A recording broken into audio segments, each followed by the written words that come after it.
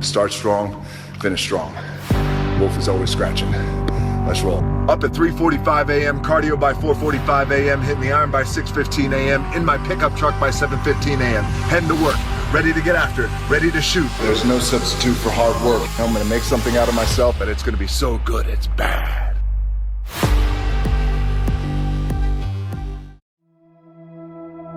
Instead of telling you what I think you should be doing, or how you could be better, or I thought, well, let me just speak from the heart, speak from my gut, and really not have anything prepared, but just tell you what's worked for me.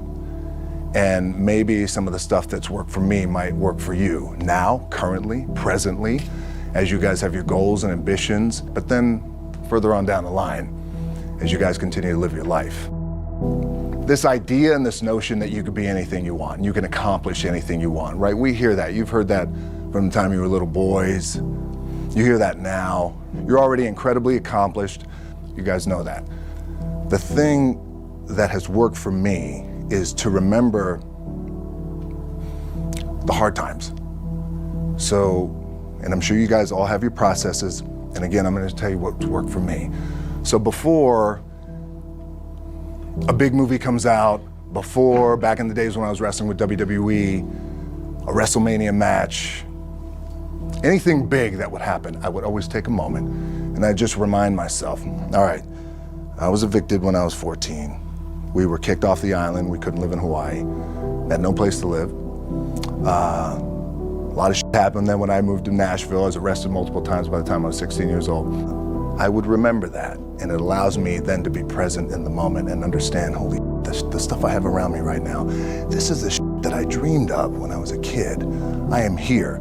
I played for University of Miami, played for great teams. Warren Sapp, Ray Lewis, they were my teammates. They were balling. Warren Sapp was playing tight end that time. I was starting defensive tackle. Yeah, they moved him over to D-line. And he looked at me, he's like, yo, dude, I'm gonna take your spot. And I said, you ain't taking my spot. He said, I'm gonna take your spot. I said, no, you ain't. We battled, and he took my spot. Now you can imagine how that with me, because there goes my opportunity. He went in, switched to defensive tackle, lit the world on fire. Well, what that did, it crushed me, it crushed my dreams. I had a piss poor senior year, zero production, no NFL, no combine invite, nothing. Finally went to the CFL, Calgary Stampeders, making $250 a week Canadian. Now I had to send that home to my wife at that time. Had no money. So I remember that. When I got cut from Canada, my dad in his pickup truck came down 4 o'clock in the morning, picked me up in Miami from Tampa. We lived in a little apartment in Tampa. He drove down in his little pickup truck to Miami to get me when I was cut from the CFL. And I thought, well, I leave home like you guys left home. I'm ready to tackle the world, to get after it, achieve my dreams and goals. Crushed by 22, 23 years old. Now I gotta move back in with my mom and dad. I played on great teams though. Wait a second, this is not supposed to be my future. I'm supposed to be in the NFL right now. I'm supposed to be making a lot of coin and buying my parents buying me taking care of my wife, but it never happened. So I pulled out my wallet, I thought, well, let me see how much money I have. I opened it up, I had a 5, a 1, and change. Well, at least I rounded up to $7. But I thought, God, ain't this a bitch? I got $7 in my pocket. Where the f do I go now? What do I do? I can't go back to CFL. The point comes where you hear that voice, the big run's over. Like, you're done, right? So I heard that voice. So as Coach was saying, man, I hold on to that. I'm telling you, I keep my back is up against this mother. We laugh, we joke, we have a good time, but my back is still up against this mother. I do not forget it. What this also helps me do, and again, it works for me, is at some point, you gotta be tired of not being number one. You have to be, and you gotta play angry, and I play angry. Now, I'm cool and calm with my approach, and when I step out on my field, which is a set, or, you know, like, there's some, and you're always gonna have haters, and haters are like, well, God damn, man, how many movies are you gonna make, or how much shit are you gonna do? Like, you do a lot of shit. I say, yes, it's my ambition. Of course, why not? I could do it, yeah. I love what I do. And not only that, but in what world do we not work every day? my back is up against this thing, you know, and I started to play angry, by the way, and I still play angry. My last match, Brock Lesnar, transitioned, and I realized if I had to be great at something, I wanted to be great in this world of Hollywood and movie making and producing and entertainment, I had to commit, and like you guys have to commit. Obviously, you commit to something, commit to the goal. So I quietly retired. 2 years later, I thought, what did I do with my career? Because my movies were not doing well. I was written off. It was around 2006, 2007. I was like, I pulled a Jim Brown. I left when I was on top, like number one in the wrestling business, and I left. It was a ballsy, gutsy, some call it stupid move, but I had to commit and I had to follow what was in my gut. What helps me is to keep the hard times in the front of my mind, because it allows me to go into these big moments that I've worked my ass off, and you guys have worked your ass off. It allows me to go into these big moments with a different perspective. What it also does for me, and again, this is what works for me. Like, my back is up against this mother every day. It's against this wall. But it's up against this mother because it's what I believe in. And when my back is against this mother, then there's nowhere to go but that way. That's it. Doesn't mean you don't smile. Doesn't mean you don't laugh and joke, right? You're happy. I'm a happy guy. But when it comes to business and when it comes to executing, it's up against this. And I got to go that way. And I don't give a fuck who is in front of me. They're not going to stop me. The key for me was, where does it start? What's the anchor? What's the anchor? So I could have all these ambitions, and you guys have all these ambitions, which is great.